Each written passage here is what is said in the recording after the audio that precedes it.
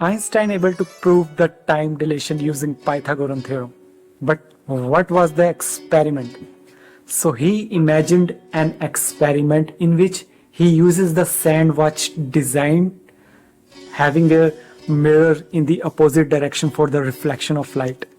So he replaces the sand with a ray of light moving from top to bottom with a velocity of light c. So you can see this is a stationary sand watch in which light ray moves from point A to point B with a speed of c, that is velocity of light. Now imagine what happens if this sand watch moves in a horizontal direction with a velocity of v. Now with this sand watch moving in a horizontal direction, the ray of light will traces a slanted path. You can see that this slanted path from point A to B dash to A dash is a bit longer. It takes longer time. So when a light travel from point A to B, it takes less time, and when a ray of light travel from point A to B dash to A dash, it takes longer time.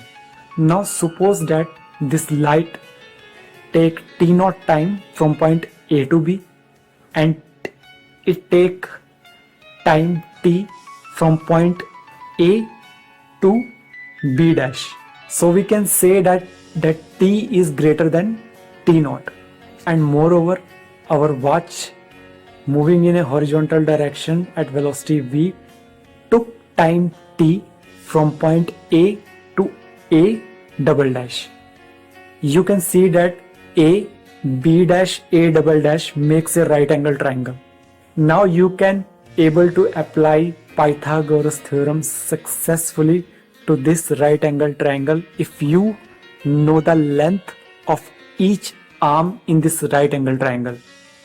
So by multiplying the velocity with time, you can able to determine the length of each arm in our right angle triangle. So now let's apply the Pythagoras theorem and see what kind of result we can get from this. So this is our actual required result. You can see that